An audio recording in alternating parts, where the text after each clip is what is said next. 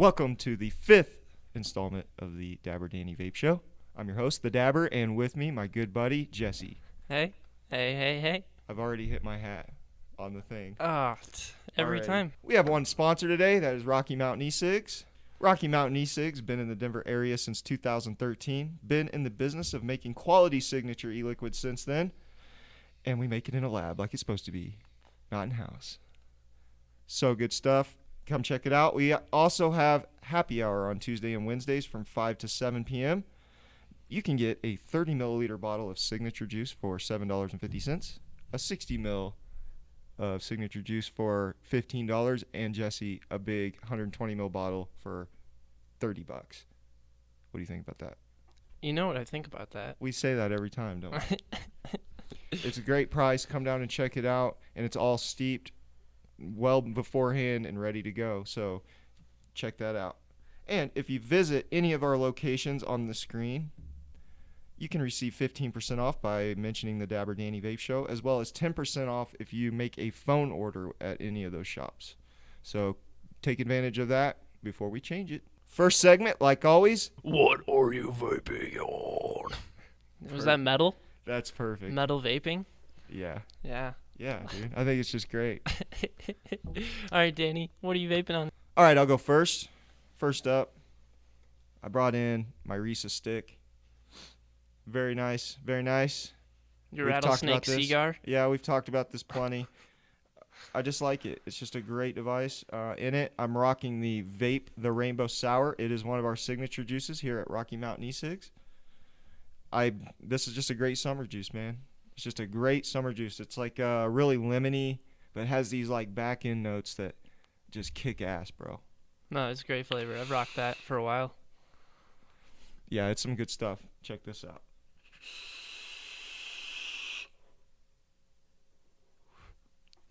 Love it. Love it. Next, I brought in the Aegis today. I like, I just love my Aegis. You got one too. It's great. It's a big mod, dude. Look at that drip tip and that leather. Isn't that nice? See, the leather makes it look classy. It's like professional. It is. It's a very manly looking device, and I just think this, in general is really good. It's just really nice. And you got the drop sitting on top of that? Yeah, sorry. Actually I have the Recoil Rebel. It's one of the okay. very few that I bring in that we don't carry, but it's kind of special in my, to me, because it comes from a guy that I'm inspired by every time I see him, which is Mr. Grim Green. He's just a great. He's one of the first. He's like, on that forefront of vaping, and he knows, he's with all these people. Smoke, right to be smoke free. He's doing the advocacy well, and hopefully one day we can up our advocacy game. Right. We're going to try today. So, again, Aegis and Recoil. Very nice.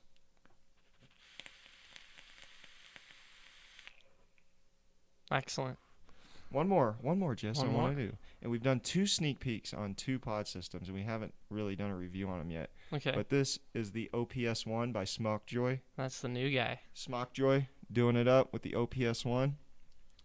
I've kind of got it a little dead right now, but it's got a really cool light indicator. Oh, I see that. It's See like that? like a ribbon all the way around the pod. Dude, watch this pod. Oh. Very nice, very nice. I love this thing. I've been using it for like 3 days straight and just ripping it. Yeah. How's the battery life on that thing? Amazing. Yeah. I haven't charged it, I think maybe once in 3 days. Damn. And it was only for an hour. And it's been red since about 9 o'clock last night. And I just kept hitting it and hitting it. He's still hitting it.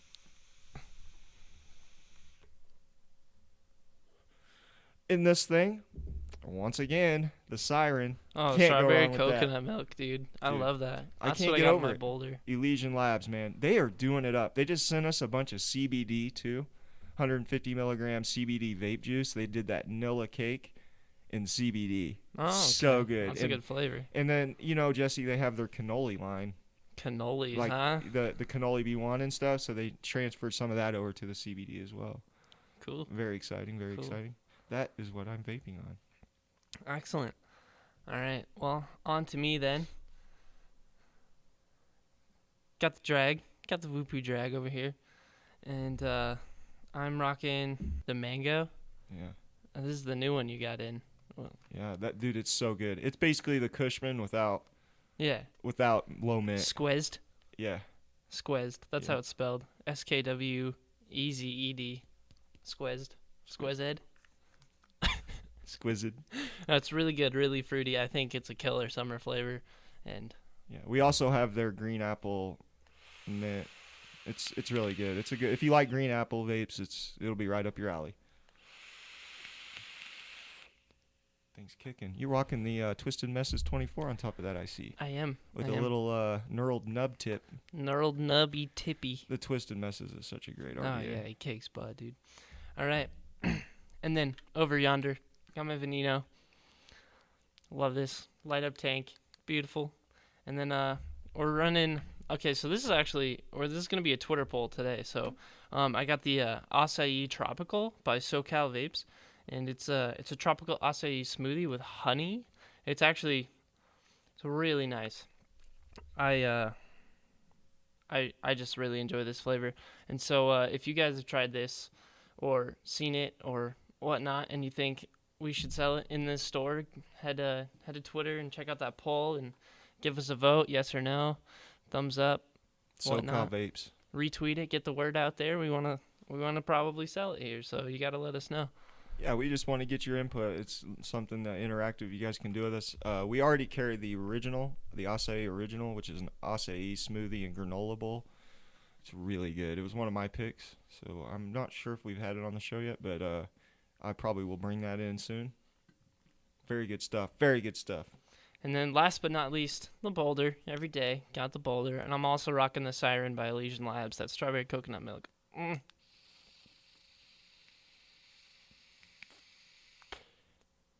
That Boulder has not done you wrong. Dude, $15 and this thing's been I've dropped it a bunch. This is the only thing I dropped because it's so light. Yeah. But dude, this thing kicks butt. Very good.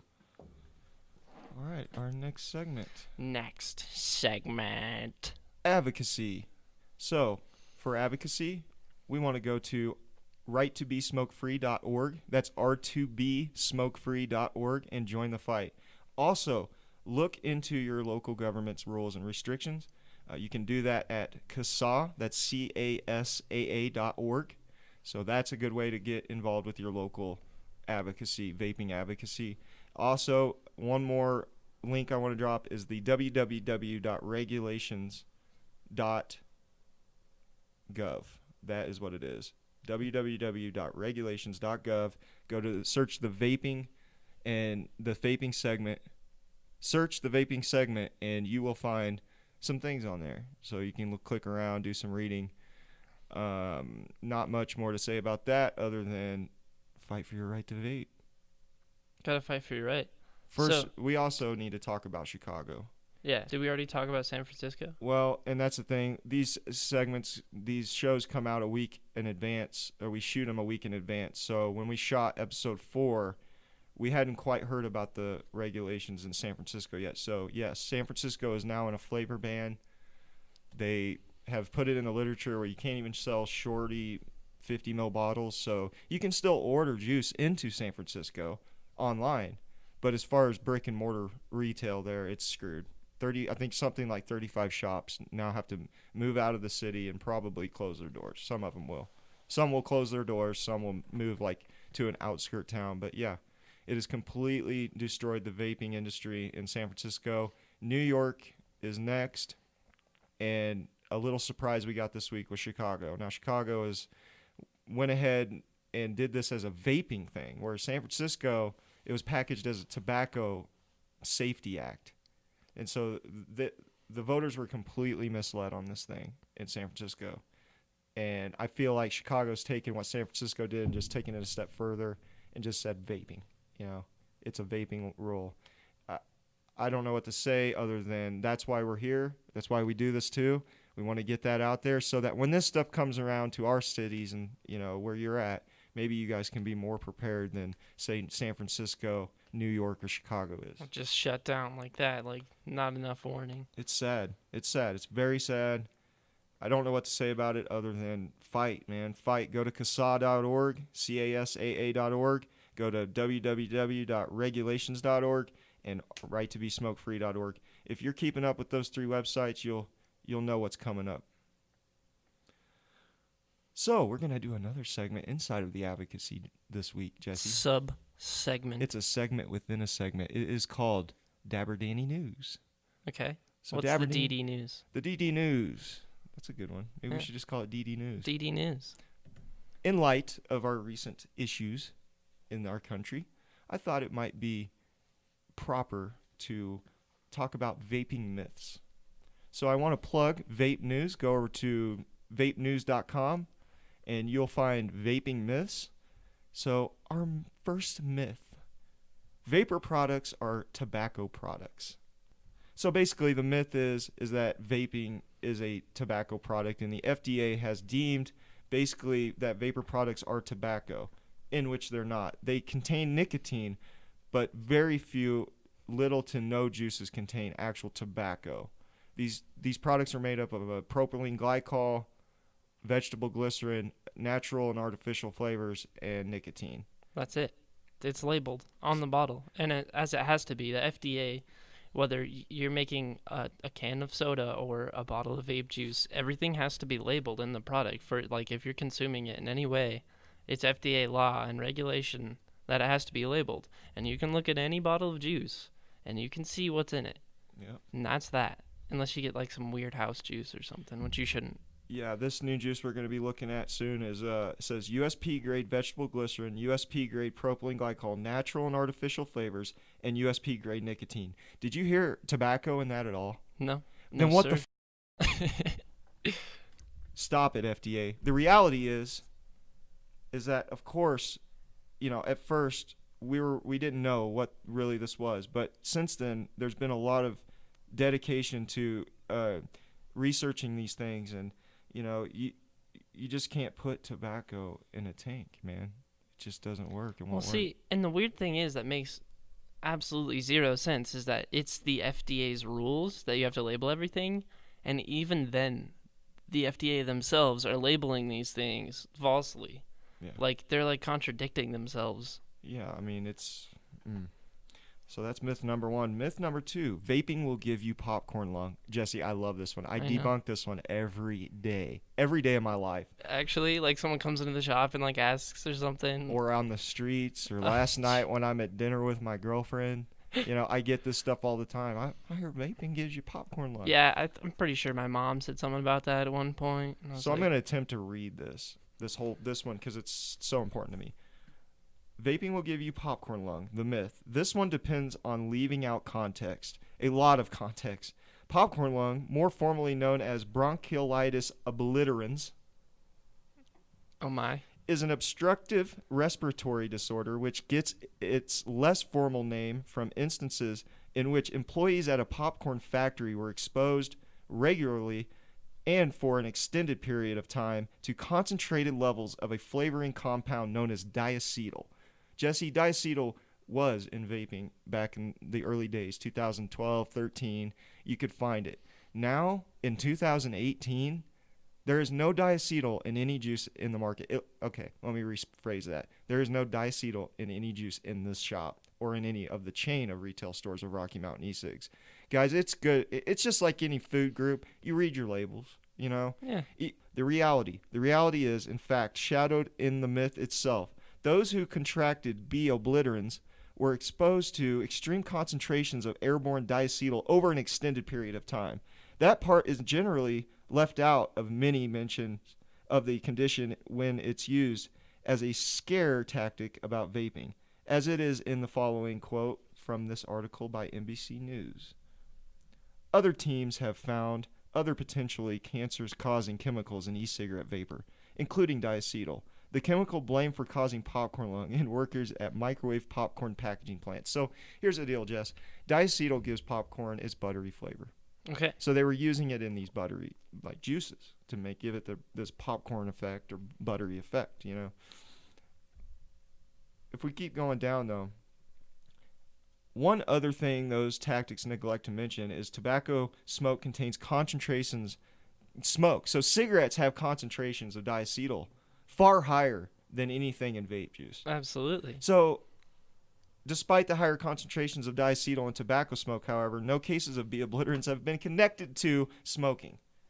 So why is it that there's more diacetyl in a cigarette than there ever has been in vaping? We've never found anybody with popcorn lung that smoked, yet there's all these cases of popcorn lung in vaping. It's just false. 150%. This is why the FDA needs to be put in their place, and that's why the $250,000 that right to be smoke-free is raised is completely legitimate. So the vape community and the people are trying to quit smoking and the people are trying to like live healthier, with this alternative are being called out and just like shit on. Completely. Let's go to our third myth, Jesse. Third and myth. I think this one's gonna. Is it exploding batteries? No, it's not. Oh. But I think this one is going to really be great because it's gonna almost reflect on your vaping experience. Myth number 3 of Vape News magazine: vaping is a gateway to smoking. Hell no. That is so false. So they go on to say, no doubt we've all heard for years now, but especially since the Juul skyrocketed to popularity among teenagers, that vaping is a gateway to combustible tobacco smoking. Prominent news outlets such as the New York Times have pushed headlines in keeping with this narrative as recently as January of this year. Jesse, let me ask you a question, just simple, just yes or no. Did you smoke cigarettes? Never. When you started vaping, hold on, let me ask this again. Did you transfer from cigarettes to vaping? No. I started vaping, continued vaping. So, has there ever been a time in your vaping life that you said, this just isn't enough, I need a cigarette? Absolutely not. Now, let me ask you this. If vaping wasn't around, do you feel like you would be a cigarette smoker today? No. You don't? Mm-mm. Okay. So, I started vaping, and my dad used to smoke. He used to smoke all the time, and which is actually cool because I got him on vaping and had him quit smoking. So that's really good. But I've never wanted to smoke. I always thought it was nasty. Plus, just growing up, my dad smoking. Yeah, I just always hated it. It's like secondhand, all that crap, and I don't know. I feel like even with you have pod systems and you have like high nic concentrates and stuff like that, like the salt nicks that you can get. Even if vaping wasn't enough and it was a gateway, which it's not, you could just get higher nicks. You can get higher nic levels in a vape that's still healthier than cigarettes and has more nicotine than cigarettes. So what I don't understand is if you can get higher levels than a cigarette, if you need that nicotine fix, then how is it a gateway to smoking? In comparison, it doesn't make any sense. Yeah, honestly, it's funny. I feel different, though, about it. I feel like maybe if you didn't have vaping in your life, you would end up being a smoker. Maybe you don't feel that way, but I don't know. Like, I had parents that smoked, and I was a young kid smoking cigarettes. And I feel like if vaping was around, I would have never picked up those cigarettes. But I would have always picked up those cigarettes. Like, if there was multiple universes side by side, and you could look at them all, and Danny... The multiverse. The multiverse. You could look at Danny as a kid and his nicotine addiction. It would be either vaping or smoking. And I don't know. You say that, but I don't know. I don't feel that way because you do, like, there's a nicotine dependence even in, like, kids that their parents smoke, And it's like, I didn't have a choice when I was, like, wanting to try that out. It's like, just to try it out, I got addicted right away, Where with vaping, it's like this model is set up where you can go down in nicotine. Absolutely. So I don't get where we're making the disconnect here, unless it's just lobbying efforts by big tobacco and things that seem pretty, like, obvious in my mind. It seems pretty conspiratorial. I don't know if that's a word. It seems like a conspiracy to me I'm not big into conspiracies. I always feel like there's a legitimate reason for everything and not everybody's in on it. Like flat earth. It's like, dude, that'd be a huge conspiracy. Like flat Earth. Everybody has to be in on that shit. Flat Earth is getting so big now. There's so many people that are starting to believe in that. Yeah. That's so funny. Yeah, go check out our science channel. No, I'm just kidding. But no, it could be the biggest conspiracy of my life. If big tobacco is lobbying these efforts to keep vaping off of the market, But then you look at San Francisco, and it's like cigarettes fell there too. Like it was the menthol cigarettes too that fell. So if big lobbying tobacco is causing this, they're fucking themselves too, because now menthol cigarettes can't be sold in San Francisco. So it's tough, man. Moving on. Myth number 4: e-liquid contains antifreeze. It may or may not contain one of the hundreds of ingredients in antifreeze, but it does not contain antifreeze. You people are crazy. So I'm just going to read this just because this is just too stupid to even keep up with. But this is one of the oldest of the anti-vaping myths. Yeah, I remember this back in the day. Perhaps even one of the first. While it's no longer as rampant in the media as it once was, it was so rampant for so long that you'll inevitably encounter someone whose only knowledge of vaping is based on this myth. Of course, this is the reality. This myth is based on a lack of accurate information on the part of whomever gave birth to it. The main ingredient in antifreeze is diethylene glycol. Whew. While e-liquid usually contains some ratio of propylene glycol, aside from being used as an aerosolizing agent in e-liquid, it is also used as an aerosolizing agent in albuterol. Like inhalers, like for people with asthma. It is also primarily the ingredient in air sanitation systems. This is a statement from the EPA. Propylene glycol is used on the following use sites: air treatment, eating establishments, hospitals, commercials, institutional, household, bathroom, transportational facilities. It's also used in the medical premises and equipment, commercial, institutional, and industrial premises and equipment. So this is where this is all getting connected, Whew. Last but not least, myth number 5. Nicotine is the addictive, dangerous compound in smoking and vapor. This gets a little tricky. E-cigs don't contain the same type of nicotine you might find in an ordinary tobacco leaf. They contain liquid nicotine, which can be lethal. Doctors say a tablespoon of some e-liquids on the market would be enough to kill an adult. Oh, really? So it was as recent as 2015 that this came out. And as stunning, sensationalist as that assertion is, it's only the tip of the absurdity spear. A year earlier, the New York Times cried wolf in nearly identical fashion. These e-liquids, the key ingredients in e-cigarettes, are powerful neurotoxins. Tiny amounts, whether ingested or absorbed through the skin, can cause vomiting and seizures and even be lethal, Jesse. Yeah, if you get nicked. I get nicked every freaking day. Yeah, you just... At least once. You just get a little hot and a little sweaty, and you're fine. Drink some water and back down to normal. You're fine. Even WebMD has repeated the claim. Sometimes it comes in colorful packages or smells like candy, so it's not surprising that kids will drink it. First of all... Kid-proof.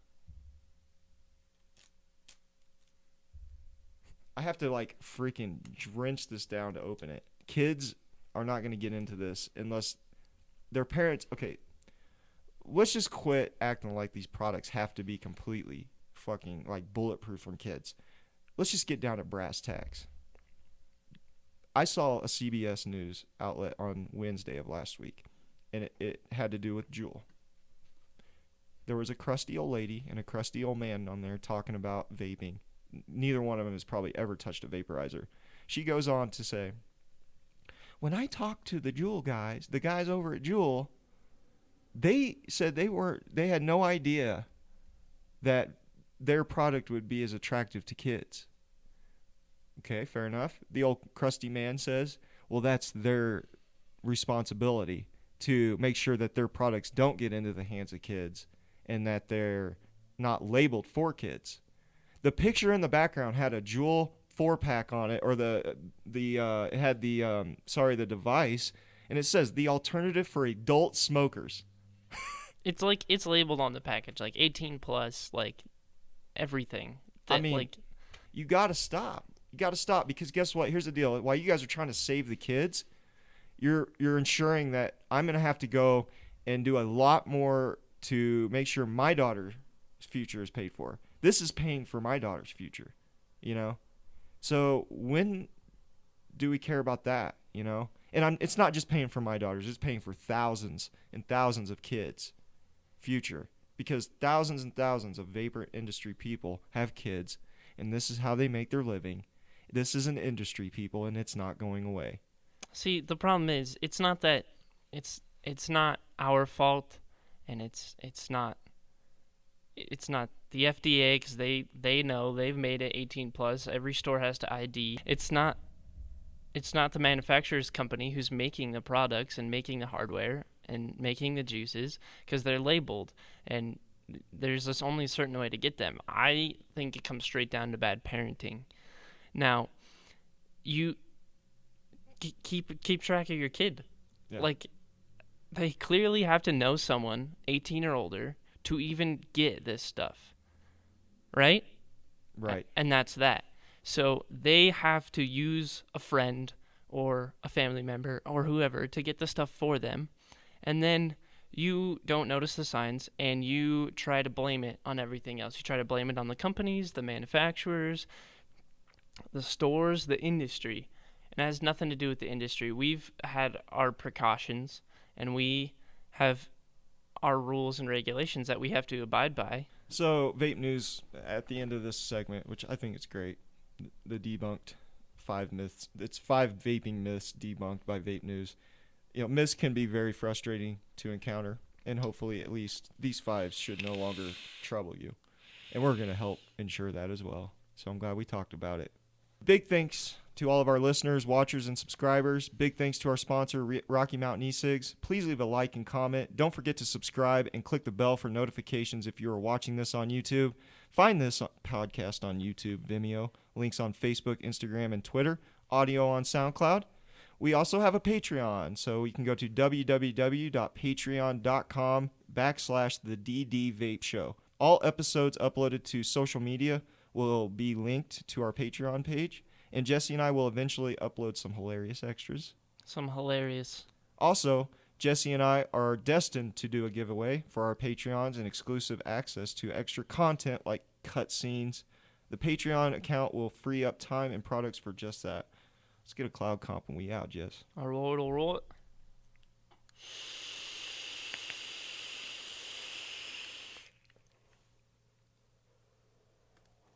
Thanks so much. Later. Peace out.